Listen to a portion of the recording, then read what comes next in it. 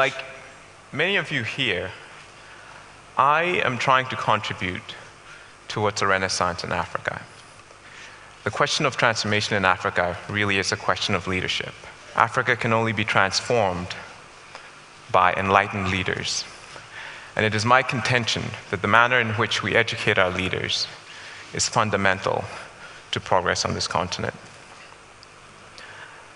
I want to tell you some stories that explain my view. We all heard about the importance of stories yesterday. An American friend of mine this year volunteered as a nurse in Ghana. And in the period of 3 months, she came to a conclusion about the state of leadership in Africa that had taken me over a decade to reach. Twice, she was involved in surgeries where they lost power at the hospital. Emergency generators did not start. There was not a flashlight, not a lantern, not a candle, pitch black. Patients cut open, twice. The first time, it was a C-section.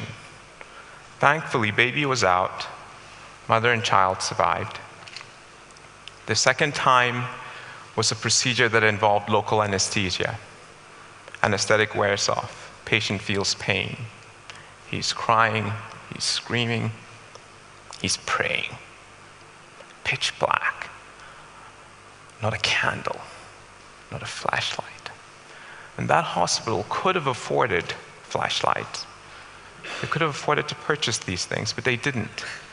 And it happened twice. Another time, she watched in horror as nurses watched a patient die because they refused to give her oxygen that they had. And so, 3 months later, just before she returned to the United States, nurses in Accra go on strike, and her recommendation is take this opportunity to fire everyone, start all over again. Start all over again. Now, what does this have to do with leadership? You see, the folks at the Ministry of Health, the hospital administrators, the doctors, the nurses, they are among just 5% of their peers who get an education after secondary school. They are the elite. They are our leaders. Their decisions, their actions matter. And when they fail, a nation literally suffers. So when I speak of leadership, I'm not talking about just political leaders. We've heard a lot about that. I'm talking about the elite, those who've been trained, whose job it is to be the guardians of their society. The lawyers, the judges, the policemen, the doctors, the engineers, the civil servants. Those are the leaders, and we need to train them right. Now, my first pointed and memorable experience with leadership in Ghana occurred when I was 16 years old.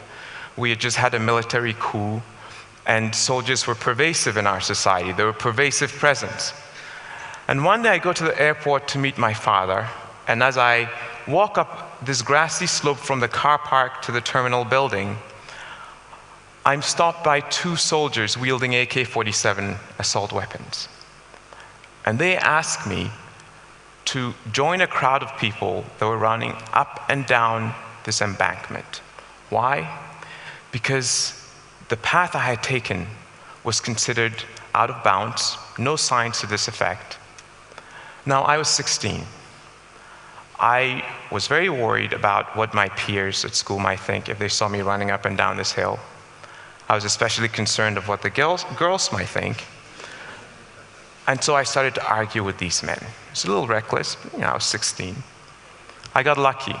A Ghana Airways pilot falls into the same predicament. Because of his uniform, they speak to him differently. They explain to him that they're just following orders. So he takes their radio, talks to their boss, and gets us all released. What lessons would you take from an experience like this? Several for me. Leadership matters. Those men were following the orders of a superior officer. I learned something about courage. it was important not to look at those guns. And I also learned that it can be helpful to think about girls. So a few years after this event, I leave Ghana on a scholarship to go to Swarthmore College for my education. It was a breath of fresh air.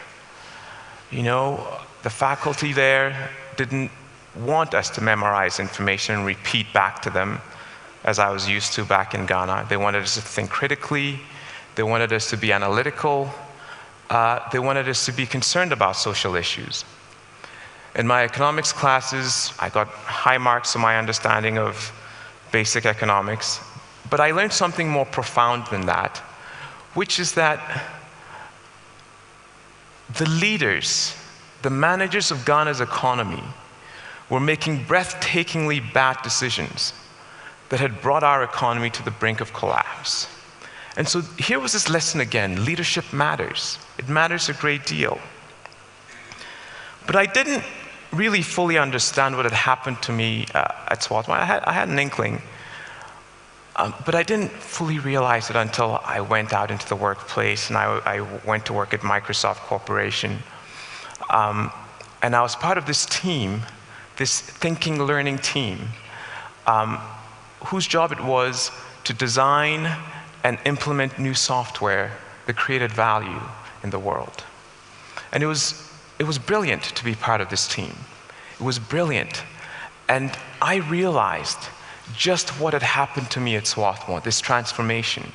The ability to confront problems, complex problems, and to design solutions to those problems, the ability to create, is the most empowering thing that can happen to an individual. And I was part of that.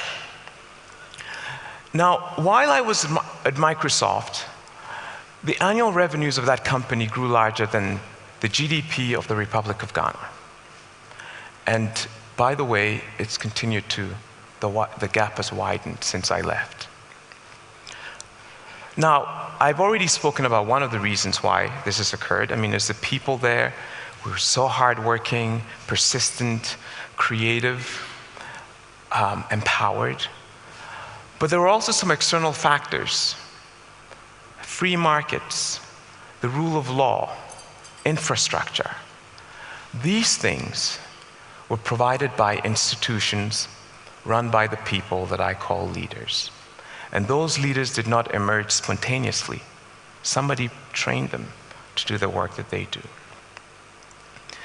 Now, while I was at Microsoft, this funny thing happened. I became a parent, and for the first time, Africa mattered more to me than ever before, because I realized that the state of the African continent would matter to my children and their children, that the state of the world depends on what's happening to Africa, as far as my kids would be concerned. And at this time, when I was going through what I called my pre-midlife crisis, Africa was a mess. Somalia had disintegrated into anarchy. Rwanda was in the throes of this genocidal war. And it seemed to me that that was the wrong direction, and I needed to be back helping. I couldn't just stay in Seattle and raise my kids in the upper middle class neighborhood and feel good about it. This was not the world that I'd want my children to grow up in. So I decided to get engaged, and the first thing that I did was to come back to Ghana and talk with a lot of people and really try to understand what the real issues were. And three things kept coming up for every problem: corruption, weak institutions, and the people who run them, the leaders. Now, I was a little scared, because when you see those three problems, they seem really hard to deal with. And they might say, look, don't even try. But for me, I asked the question, well, where are these leaders coming from? What is it about Ghana that produces leaders that are unethical or unable to solve problems? So I went to look at what was happening in our educational system, and it's the same, learning by rote from primary school through graduate school. very little emphasis on ethics, and the average, the typical graduate from a university in Ghana has a stronger sense of entitlement than a sense of responsibility. This is wrong. So I decided to engage this particular problem because it seems to me that every society must be very intentional about how it trains its leaders. And Ghana was not paying enough attention, and this is true across sub-Saharan Africa, actually. So this is what I'm doing. I'm trying to bring the experience that I had at Swarthmore to Africa. I wish there was a liberal arts college in every African country. I think it would make a huge difference. And what Ashesi University is trying to do is to train a new generation of ethical, entrepreneurial leaders. We're trying to train leaders of exceptional integrity who have the ability to confront the complex problems, to ask the right questions, and come up with workable solutions. I'll admit that there are times when it seems like mission impossible. But we must believe that these kids are smart, that if we involve them in their education, if we have them discuss the real issues that they confront, that our whole society confronts, and if we give them skills that enable them to engage the real world, that magic will happen. Now, a month into this project, we just started classes, and a month into it, I come to the office and I have this email from one of our students, and it said very simply, "I am thinking now." And he signs off, "Thank you." It's such a simple statement, but I was moved almost to tears because I understood what was happening to this young man. And it is an awesome thing to be a part of empowering someone in this way. I am thinking now. This year, we challenged our students to craft an honor code for themselves. There's a very vibrant debate going on campus now about whether they should have an honor code, and if so, what it should look like. One of the students asked a question that just warmed my heart. Can we create a perfect society? Her understanding that a student-crafted honor code constitutes a reach towards perfection is incredible. Now, we cannot achieve perfection, but if we reach for it, then we can achieve excellence. I don't know ultimately what they will do. I don't know whether they will decide to have this honor code, but the conversation that they're having now about what their good society should look like, what their excellent society should look like, is a really good thing. Am I out of time? Okay. Now, I just want to leave that slide up because it's important that we think about it. I'm very excited about the fact that every student at Ashesi University does community service before they graduate, that for many of them, it has been a life-altering experience. These young future leaders are beginning to understand the real business of leadership, the real privilege of leadership, which is, after all, to serve humanity. I am even more thrilled by the fact that last year, our student body elected a woman to be the head of student government. It's the first time in the history of Ghana that a woman has been elected head of student government at any university. It says a lot about her. It says a lot about the culture that's forming on campus. It says a lot about her peers who elected her. She won with 75% of the vote. And it gives me a lot of hope. It turns out that corporate West Africa also appreciates what's happening with our students. We've graduated 2 classes of students to date, and every single one of them has been placed.